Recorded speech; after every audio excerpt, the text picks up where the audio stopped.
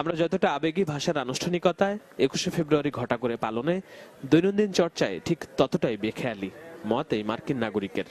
21শে ফেব্রুয়ারি আমাদের ভালোবাসা মানে বাংলা ভালোবাসা এসব বলে, কিন্তু বাংলা যখন বলে দেখি ওটা এগুলো ইংরেজি।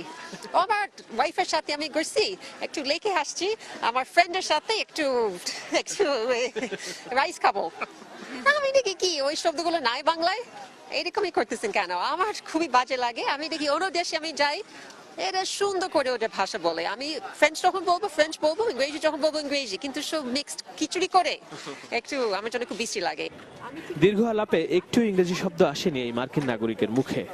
আমি ভাবছি যে আমি একজন ফরেনারের সাথে কথা বলছি, ওই জন্য একজন ফরেনারের সাথে, এই যে একজন বিদেশীর সাথে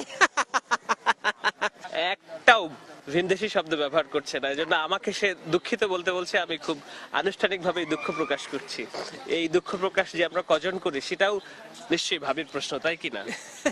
এই যে আন্ডারস্ট্যান্ডিং, হাসির ছলেই নিষ্কৃতি পাওয়া গেল তার কাছ থেকে। এই যে বাংলা যে সাহিত্য আছে ওগুলি পড়বে কে?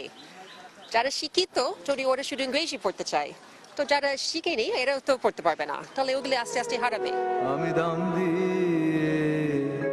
একটু একটু করে মায়ের ভাষার মধ্যে ভিন্ন ভাষার শব্দকে যে ইচ্ছা অনিচ্ছায় ঢুকিয়ে দিচ্ছি আমরা, আর আমাদের মুখে মায়ের মুখ থেকে শেখা শব্দ সম্ভারও যে একটু একটু করে কমে যাচ্ছে, সে লজ্জা কোথায় রাখি?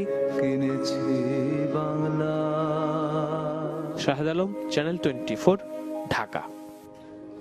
ফারাবি, আমরা কিন্তু প্রতিনিয়তই দেখা যায় ইচ্ছা অনিচ্ছায় এই বাংলা ইংলিশ মিলিয়ে কিন্তু কথা বলে থাকি। তার ভাষা হচ্ছে খিচুড়ি ভাষা। হ্যাঁ, বিশেষ করে আমরা যারা শহরে থাকি তারা কিন্তু এটা অ্যাভয়েড করতে পারেন। এই যে বলে ফেললাম অ্যাভয়েড। অ্যাভয়েড।